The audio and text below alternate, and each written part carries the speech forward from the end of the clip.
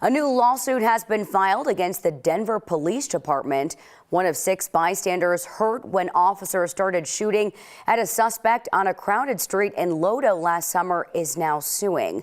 9 News reporter Darius Johnson is joining us live right now in studio. Darius, this is just one lawsuit naming one officer. Hey there, Erica. That's right. The lawsuit doesn't represent the 5 other victims from that night, and it just names one of the officers, though there were a total of 3 officers involved. Officer Brandon Ramos is the only one who's been charged at this point, and a grand jury recently indicted him on 14 charges, including 8 counts of assault, and now there's a civil lawsuit as well. This happened back on July 17th last summer. It was a busy summer night at 20th and Larimer, just as bars were letting out. Denver police say a man was causing a disturbance and he had a gun. The situation escalated when Denver police shot at the suspect in the middle of a busy, crowded street. 6 bystanders were hurt. That includes Angelica Ray, who was shot in the leg. Since the shooting, she hasn't been able to return to work full time as a preschool teacher and is still in physical therapy for her injuries. She says that night she was out celebrating a promotion, not knowing she'd become a victim. I would like justice for myself. I feel like I need to be compensated because of the toll that it's taken on my life. I know I may not ever be 100% like I was before, but I am trying to get back to that. Now, this is one of several lawsuits already filed against Denver police or an officer within the department so far this year. In 2022, the city shelled out more than $17 million in claims against the department, Erica. Yeah, certainly still a lot to unpack there, Darius. Thank you for breaking that down for us this morning. The woman who killed her ex-boyfriend while he was delivering mail will spend the rest of her life in prison. A jury found Devin Schreiner guilty of killing Jason Schaefer while he was on his delivery route in Longmont. Schreiner's attorneys never claimed she was innocent. They told the jury her current boyfriend convinced her to kill Schaefer after he asked for expanded custody over their child. It took the jury less than a day to find Schreiner guilty of first-degree murder. A judge then sentenced her to life in prison without the possibility of parole. Soon, a grand jury in Weld County will decide if an officer could face charges for shooting and killing a man. Greeley police say the man came at officers with a knife during an arrest attempt in November. They say one officer then shot at the man several times and killed him. After an investigation, the Weld County District Attorney referred the case to a grand jury. 2 families from Colorado are suing Snapchat after their teenage kid sadly died from fentanyl poisoning. In total, 35 families across 15 states have now filed lawsuits against Snap Inc., that is the parent company of Snapchat. Their attorneys argue the app lets drug dealers find nearby minors and young adults. On Snapchat, messages disappear after 24 hours, so it's easy to erase evidence of a crime.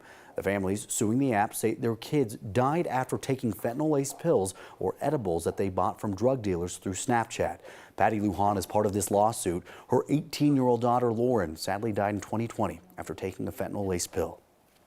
I mean, I lost my daughter, and there's no way, supposedly, for anyone to go after anybody that's done anything through Snapchat, that there's no way to find them. It's hard to believe. Medium Victims Law Center is representing the families now. It has filed 5 wrongful death lawsuits in just the last 5 months. As we get closer to the Denver mayoral election, we've been introducing you to all of the candidates. Lisa Calderon has been a vocal critic of the Hancock administration. She says many of the other frontrunners would just continue the status quo. What has been done, especially for the past 12 years, hasn't worked. We see that, we have these critical issues. Homelessness is one of them. I was one of the people who was saying long ago, with the camping ban was implemented, it's not going to work. It's going to make homelessness worse. It's not evidence-based. So as the mayor who has actually worked in services, we are going to do things that actually do work, that's supported by science. Imagine that.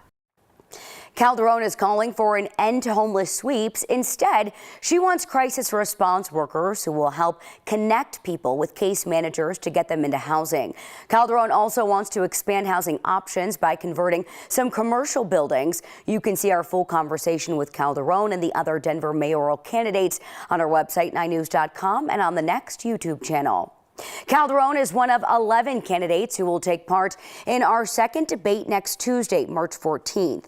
9 News commissioned a Survey USA poll of likely Denver voters with our partners at Colorado Politics, the Denver Gazette, and MSU Denver.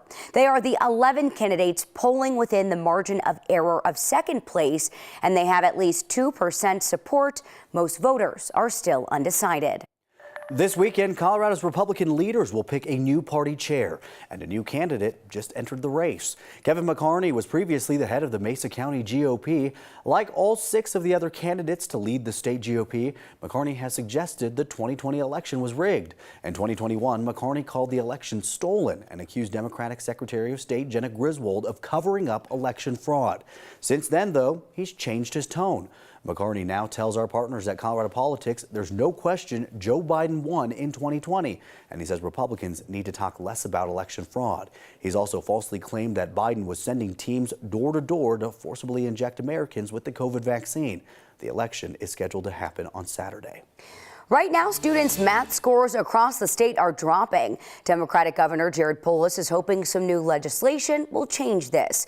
The bipartisan bill includes more teacher training, after-school program support, and a sharper focus on math literacy starting in preschool.